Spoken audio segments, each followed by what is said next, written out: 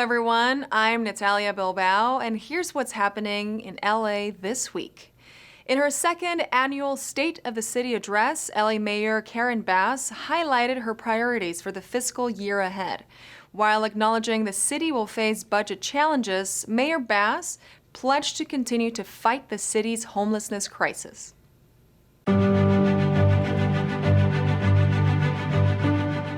On behalf of all of the members of the Los Angeles City Council, it's my great honor to welcome you to the John Ferraro Council Chambers here in Los Angeles City Hall.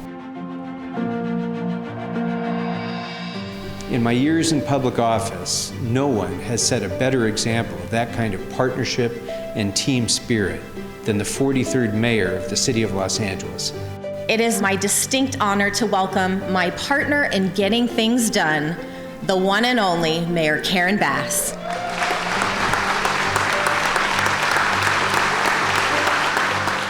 The state of our city is stronger today because we have made change and we have disrupted the status quo.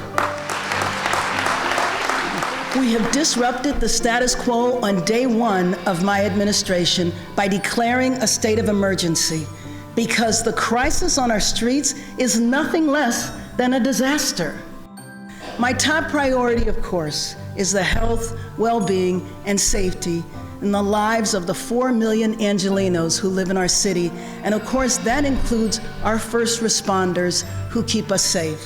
Whether it's breaking new ground on response vehicles or their incredible response to the historic storms and the 10 freeway inferno, whatever comes our way, I know that they'll be ready. Now, a key to public safety and public health is how we approach the tragedy of 46,000 unhoused Angelenos. Now, I refuse to hide the fact that it's 46,000 people. Now, we will not hide people, but what we will do is house people.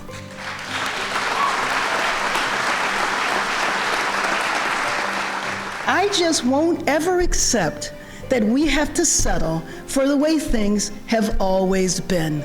And if we keep challenging the status quo through the budget and across the board, we will make sure that Los Angeles is a city that puts the people's business first, that puts results first, and builds a new Los Angeles that we can all be proud of. Thank you, Los Angeles. Thank you.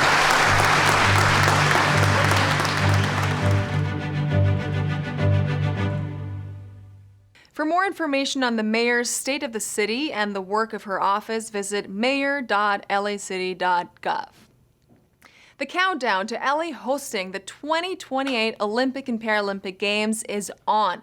Federal, state, and city partners are working so Angelenos will benefit from an expanded metro rail and transit system.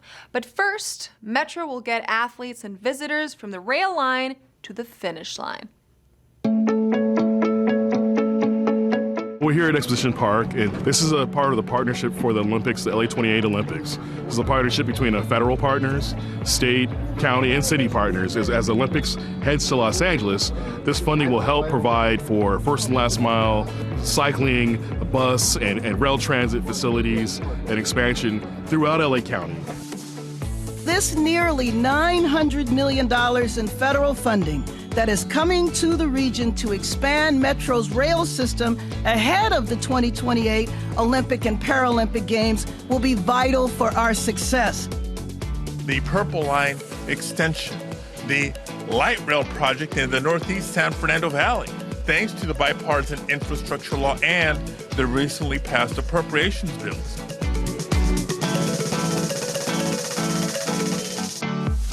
We're really talking about an investment that's going to connect the city of LA from region to region, which is a really disconnected community today. And that investment is not just about the Olympics, but it's about LA that will benefit the Olympics, but really will survive and live on for many years and really change the nature of transportation in the city of Los Angeles. The idea is to move more people. So if we have more people riding the E line, we have more people riding the K line, or the C line, or the J line, or the G line, we're able to remove more vehicles off the road, therefore reducing congestion. So along with reduced congestion, we also can improve the air quality. We can also get people to work a lot faster, especially for people in Los Angeles who are transit dependent. They need that reliability that that bus will be there on time to get them to where they need to go. There is no time to waste in preparing for the games to be here. So I look forward to more accessibility and easier travel for Metro's current riders and for future riders as we continue preparing to be on the world stage. There's an age gap between being old enough to know you'd like a career in public safety and being that bit too young to actually sign up. Only 2 preparation courses bridge that gap. We caught up with LA Valley College, which offers POP, the Police Orientation and Preparation Program.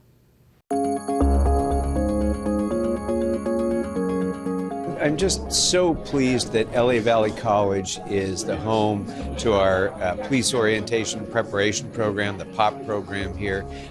It's one of only 2 in the city, and it's an unbelievable program that takes these young kids who are interested in considering a career in public safety, and it really prepares them and gets them the full range of preparation that they need to really excel in a career in police service or fire service. There is a break in time from when they graduate from high school. They're not eligible to join because they aren't old enough. We've structured a pathway for them so that they can get their associate's degree.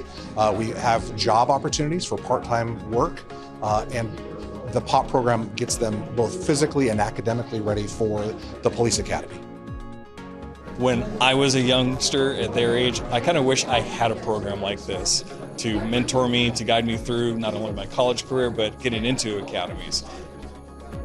We've been preparing folks to enter careers in law enforcement and public service for a long time, but truly collaborating with the LAPD, having their training officers work directly with our professors in delivering the program has made a huge change to the success of the students. I'm really supportive of the work that they do here, and hopefully the little support that we provided today in funding will be able to expand some of their programs, allow them to buy some additional equipment that they need to better serve these exceptional students. It's not a program that a lot of people think that it's like straight boot camp and everything. It's actually a pretty good program that builds all of your characteristics, no matter where you're from. It's really diverse, and if you're looking into law enforcement, it's definitely a program where you would like to start. They can look us up online at popartc.com. That's POPPARTC.com, and they can actually make application there on that website. The requirements are that you be a high school graduate and that you obviously have an interest in a career in law enforcement. Makers got making at the annual City of STEM Plus Maker Faire held at the Los Angeles State Historic Park. It was a day of DIY with hands-on experiences and opportunities to get up close to practical science experiments and useful technology.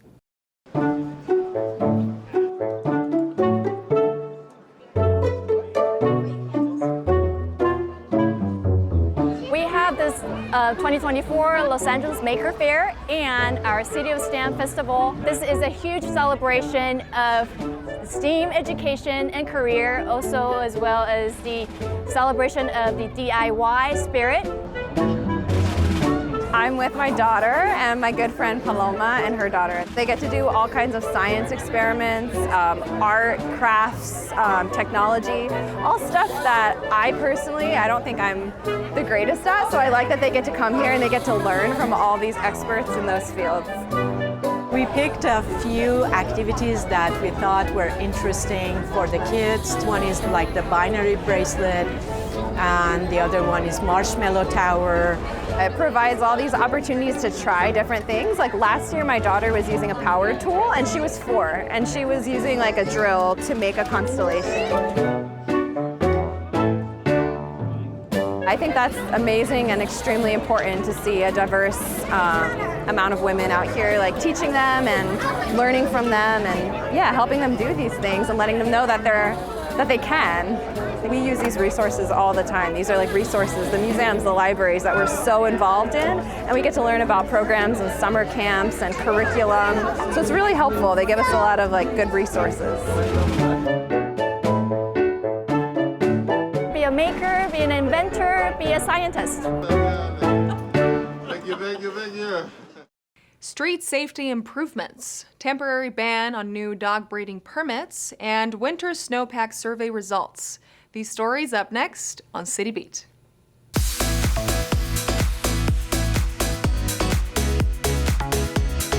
A new street safety feature has recently been installed in East Hollywood. When activated, rectangular rapid flashing beacons will alert drivers to slow down and come to a complete stop so pedestrians can cross safely. Councilmember Hugo Soto Martinez, the Los Angeles Department of Transportation, LADOT, and Los Angeles Bureau of Engineering all partnered to initiate the new lighting system. According to the LADOT, every 40 hours, someone in Los Angeles is killed in a traffic collision, and traffic collisions are the leading cause of death for children in Los Angeles. This technology increases visibility and safety for pedestrians, making the streets safer for everyone. For more information, go to cd13.lacity.gov. Los Angeles City Council recently voted in favor of an amendment to enact a temporary moratorium on new dog breeding permits due to shelter overcrowding.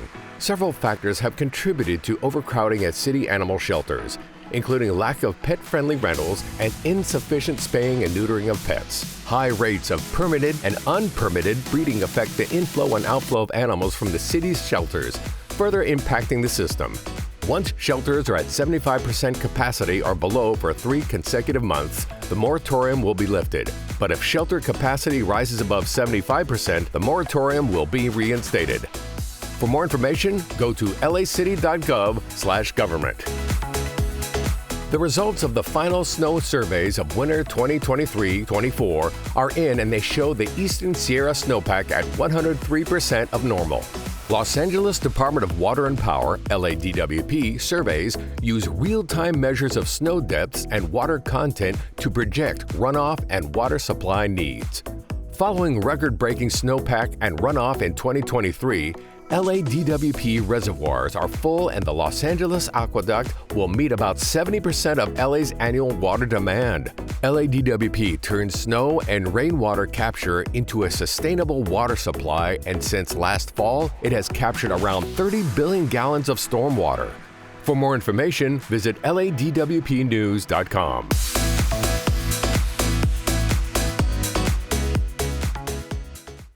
It's out with the water-guzzling turf and in with native plants and herbs at the entrance to the LA Zoo. The California Native Gateway Garden will be more than a welcome sight for the zoo's visitors. The enhanced biodiversity will provide additional environmental benefits. We're here today at the front entrance of the Los Angeles Zoo at our new California Native Gateway Garden. So this is a new installation, and we were fortunate to get a rebate to replace the turf here that used to just be grass. It doesn't have a lot of value for native wildlife, and it also takes a lot of water to maintain. And so we're replacing that grass with native plants. This is part of the Los Angeles Zoo Conservation Strategic Plan, our California conservation focal area, which is really our motivation and impetus to do a lot more for California wildlife, California species. After the plan's established, it's going to be a very lush native plant garden, and it's consistent with the city and the zoo's goals for biodiversity conservation. We hope that it will be a great place for people to learn about native plants and then do the same thing at their homes and in their communities. So we're planting a lot of different native species in here, replacing this turf with native plants, herbs, smaller things that, say, butterflies and hummingbirds love to eat, but also putting in some shrubs and bigger things like ceanothus and mule fat and these other native species. And so we're providing a lot of different diversity of plants because that'll get in a lot of diversity of animals. It supports a lot of different type of life. When you come through here, you'll see there's going to be some information signs that'll talk about the different plants and animals that you might see in here. And then you'll just see this growing over time over the next few years to be this luscious, full garden where, once it was water-guzzling grass. I think it's so important for people to realize that there's lots of things that they can do in their community and that the zoo is a great place to visit, and we're doing all kinds of things every day about educating folks about our plants and animals here and worldwide, and we really hope that people will come by and visit us and check this out.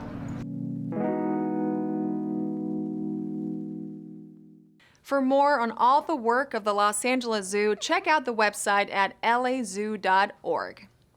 At a recent disaster preparedness fair and fundraiser, Grateful Hearts, the Los Angeles Police and Fire Departments offered resources to the community for emergency and disaster preparedness. These first responders showed that being ready and working together would undoubtedly save lives in the event of an emergency.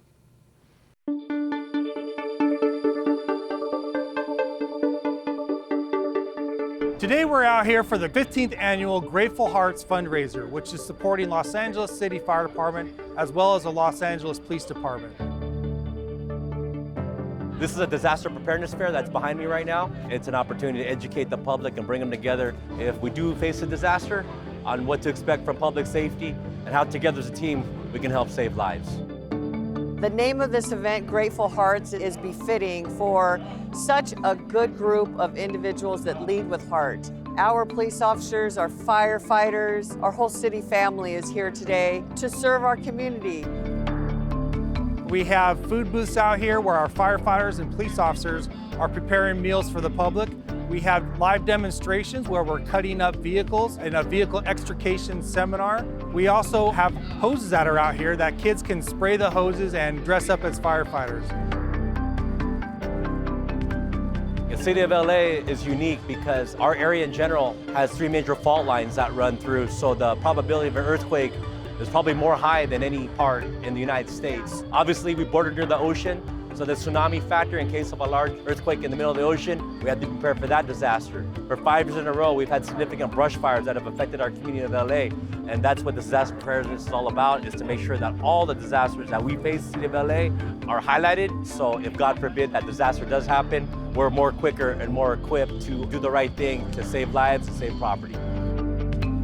So it's always good to be prepared. We just recently had some earthquakes around the world, so we stress being prepared in any kind of disaster. So ready, set, go, always have a bag packed, always be ready to go, always have an emergency supply of food, water, flashlights, batteries.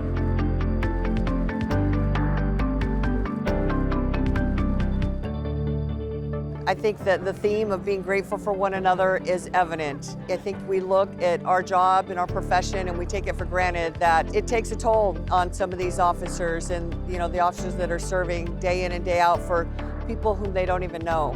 But they do it with heart, strength, and grace. And for us to be supported by the community like this just reinvigorates the soul and their passion for serving and protecting this community. Which really goes to say that we can't do this alone. We are better and stronger together. We certainly need one another.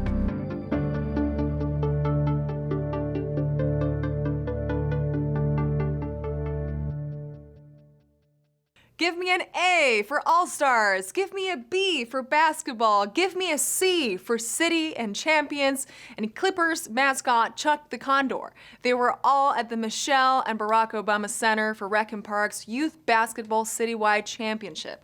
Time for the tip-off. We're here at the Michelle and Barack Obama Sports Complex at Rancho Cienega. We are the City of Los Angeles Recreation and Parks Citywide All-Star Championships are today. It's Championship Saturday.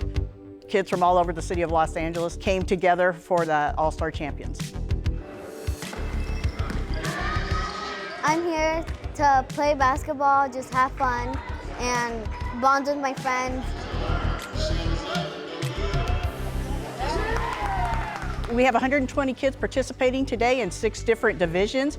We start the morning with our girls divisions, girls minors 9 to 10, girls majors 11 to 12-year-olds, and junior girls 13 to 15-year-olds. And then we progress into the afternoon, start with co-rec minors, which is 9 and 10, co-rec majors 11 and 12, and then co-rec juniors 13 to 15-year-old kids. My motivation to be a basketball player is just my dad. He keeps pushing me to be the best I can be and just trying to dedicate myself into going in the WNBA or just becoming the best person I can ever be. the kids a lot of teamwork going on here. They worked hard all season long. They were selected at their individual recreation centers throughout the city and came together on these all-star teams. So a lot of teamwork going on, good sportsmanship, good thing for a lot of kids to participate. The excitement's building. They'll get their awards at the end of the day, championship, and they'll be crowned citywide champions in each division. It's honestly just my sisters, my basketball players that are my friends, my dad, he's my coach. It just really helps me, and it's making me a better player in all around for basketball, yeah.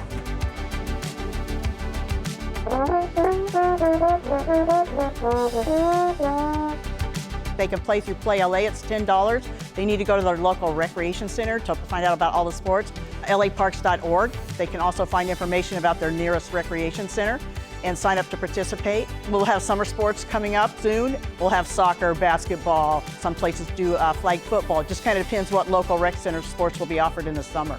Kids should find out at laparks.org.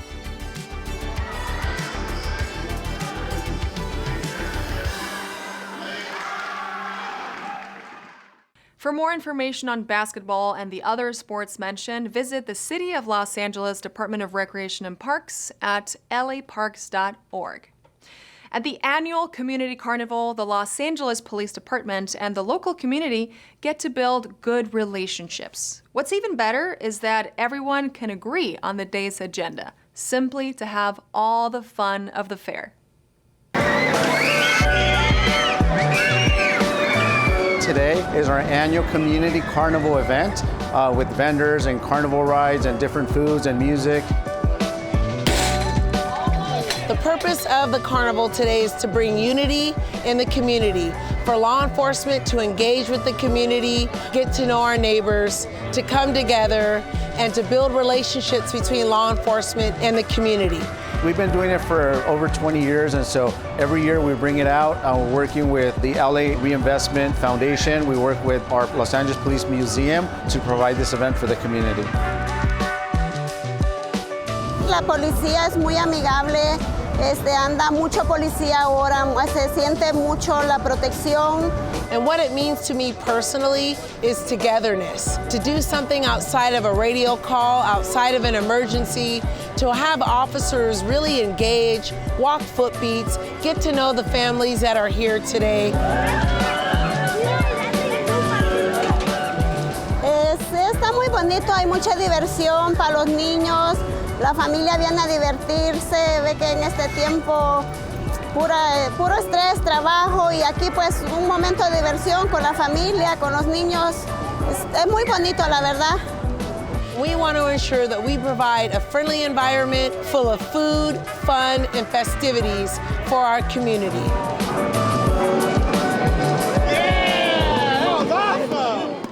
In this week's feature story, the Mayor's Fund for Los Angeles is a community-wide effort connecting Angelenos to services they need to stay housed. Now, the Mayor's Fund is partnering with U.S. vets to help veterans vulnerable to becoming homeless. Take a look. Today, we are announcing that the Mayor's Fund, the We Are LA program, and U.S. Vets have entered into a partnership in order to prevent our veterans who have served our country from falling into homelessness. Through this partnership between the Mayor's Fund and U.S. Vets, we are here to show our unwavering support for our veterans and give them the resources that they not just only need, but that they deserve. Specifically here in Los Angeles, we're really focusing on finding those veterans and saying, if you are in your household and about to get evicted, let us make sure we can help take care of that. And the We Are LA initiative under the Mayor's Funds allows us to partner with them as they identify veterans. Now they can reach out to us because they're going to be identifying homeless in LA in general. But now they can refer the veterans to us. And that's what a partnership is about. Because it's going to take all of us to get this work done. They are going to help veterans who need rental assistance, help out as well with mental health, with job finding, also anything that will help them stay in their home and not get evicted. The thing that makes me want to come to work every day is being that I'm a female veteran And I've been denied so many benefits, and it took me 10 years to get my benefits from the VA. I know all too well the issues that we face in being denied these benefits and having the door slammed in our face. It makes me want to do everything I possibly can for other vets not to go through the challenges that I went through. As being a veteran, I think it's the only difference between a veteran that comes out of the military and does well and one that does not is resources and support. Some of us are lucky to have family. Some of us are lucky to come from well-off families or have a job ready for us. Many get out going back to the communities, and the reason why they joined the military in the first place, to get out of the situation they were in. So it is so important for us to say we recognize your service. So it's not just about applauding when we get on planes. It's not just having Veterans Day. Not just one-time help, but lifetime care.